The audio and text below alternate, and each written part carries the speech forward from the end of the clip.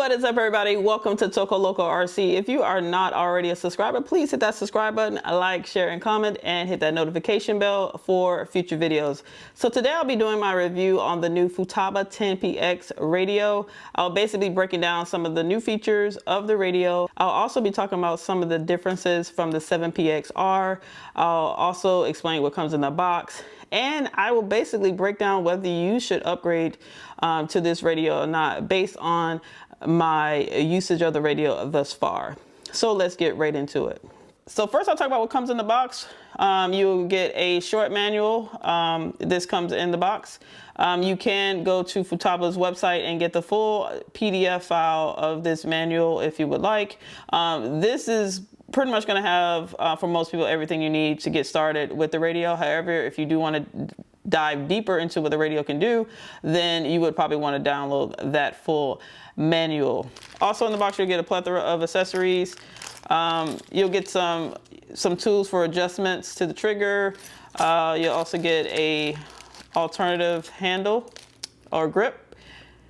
And then you'll also get the accessories for the drop down. Basically what that is, if you want to have the wheel kind of even with the trigger, that's what this is for. Plus, if you want to change out the diameter of the wheel, they do have an extra wheel in there for that. Plus, they do have the battery tray if you want to use AA batteries. However, just to comment on that, to get the full potential of the radio, you would definitely want to use a LiPo battery pack with this radio. So let's go ahead and look at the aesthetics of the actual radio. Let me power it on. And for power, I am currently using the LiPo battery pack that I had in my 7PXR, so I just pretty much swapped that one over. It's the ProTech battery pack. So this is the main menu here, but we'll get back to this in a second. First, I kind of want to just talk about some of the aesthetics. As you can see here, the screen is actually pretty much the same. However, they did decrease the bezel along the edges here. So screen size is still 4.3. However, it just looks slimmer because they did decrease the bezel. One noticeable difference too, the home button is now a larger pad here. Also, they did add some more customizable buttons here.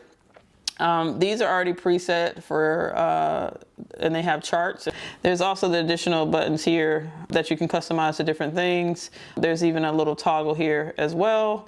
Vibrating handle for a timer or telemetry options or low battery. This will actually vibrate. Also, the wheel positioning from the 7PX is pretty much the same. One thing I did notice on the 7PXR, they had a lot of carbon finishes here. That is now gone. It's pretty much just mostly black and silver throughout the whole radio. There's just a lot more customizable buttons. They have some paddles on the side of the wheels here. For these right here, I feel like they use a slightly better material. They don't feel as plasticky. They feel like they have a little bit more metal in them.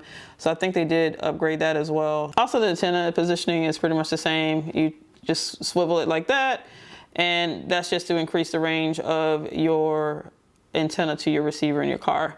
Also, they did add a USB-C. You can actually use this as a gaming controller. Also, the USB slot to upgrade is still there. So let's look at the screen real quick.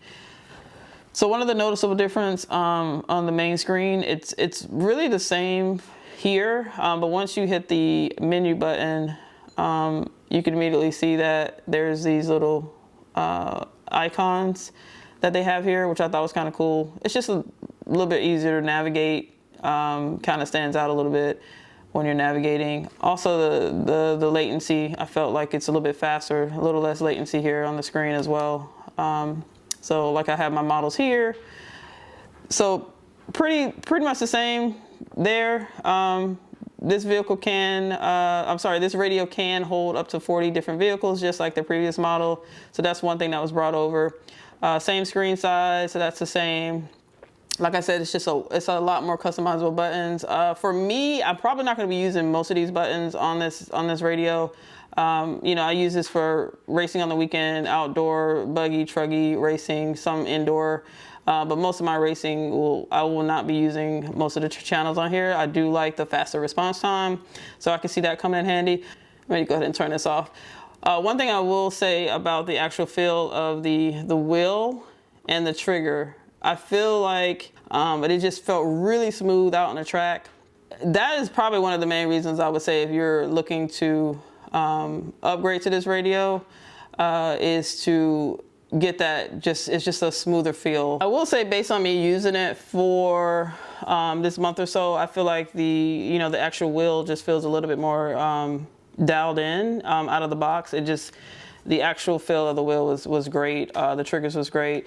And that would kind of lead me into, talking about coming from the 7PX or the 7PXR, in my opinion on whether you should upgrade. I would say yes, I would say upgrade if you can. This is an expensive radio.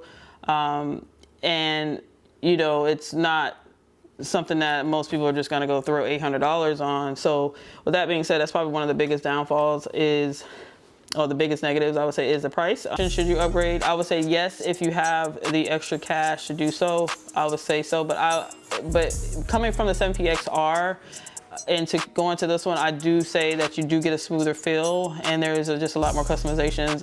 For most people, probably won't use half of the customizations that's on this radio. So with that being said, it's kind of like one of those things you kind of have to think about, like whether it's worth upgrading or not. But I really like this radio. I really give it 2 thumbs up. All right, thank you guys for watching the video. I hope some of this information was helpful to help you decide on whether you're going to get a 10PX. Please comment below if you guys did decide to pick one up, and just let me know your thoughts, and also can help some other fellow drivers to try to decide whether they should upgrade as well. And until next time, please like, share, and comment, and hit that notification bell for future videos.